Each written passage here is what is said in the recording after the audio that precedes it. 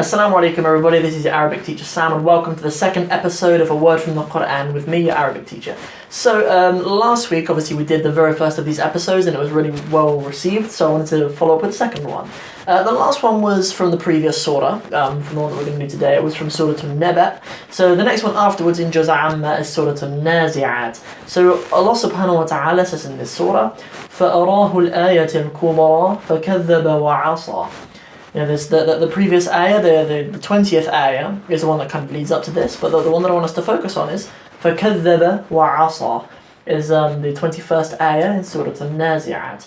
So Allah is saying فَكَذَّبَ, so he denied. This is a series of ayahs talking about Fir'aun.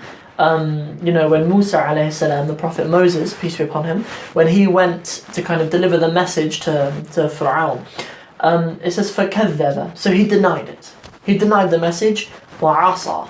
فَكَذَّبَ وَعَصَى. And this is the word عَصَى that I wanted us to focus on, because the word عَصَى, when we hear it, and we know that the vast majority of the Qur'an in its early stages was through oral transmission. Obviously the people in the time understood it. The explanation of it was given by the Messenger of Allah and it was understood. But this word, if we were to just hear it, the word عَصَى, which is the focus of, which is our word for this week, can actually, if it is spelled with an elif on the end, the word asa, it actually means a staff. And that falls quite nicely into the story, because we know that one of the miracles of the Prophet Musa alayhi salam was that he threw down his staff and it moved like a snake. So for someone who doesn't understand that, actually another meaning of the word asa is the verb with an alif maqsura on the end, which means to kind of to rebel or to kind of be disobedient or something. Asa. So when you hear فَكَذَّبَ وَعَصَى, it could mean something along the lines of, so he denied sort of by the staff. He denied by the stick that Musa threw down. But obviously with an understanding of the language, and you know that there is a verb which is asa, you would know that it is this verb asa, which means to sort of be disobedient or to, but the beautiful thing that I really wanted us to ponder upon in this episode was just that sometimes Allah subhanahu wa ta'ala uses words in the Qur'an that are layered. Like many of the ayahs of the Qur'an are layered in their meanings and deliberately use language which can have like 3 or 4 different meanings in them. And in this one, just by using the word asa, we know that in Fir'aun doing asa and him being disobedient, or him being sort of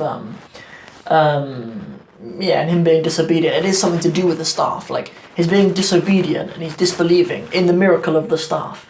So like there's kind of like a double meaning in it. Like we could hear it and we could think that it is asa as in the stick, and that would still make sense. Yeah? Or we could hear it as asa, the verb asa, meaning to be disobedient, and they both make sense. Like they both make sense in the story of Musa alayhi salam. So that's kind of the one that I wanted us to ponder upon. It's quite a quick episode today, but nothing wrong with that. Obviously, I'd like the discussion to carry on, inshallah. If you have anything to contribute to this, then just go into the comments and contribute anything that you'd like to, ask any questions that you would like to, inshallah. So the word of the day is the word asa, which is the word of the week, the Qur'anic word of the week.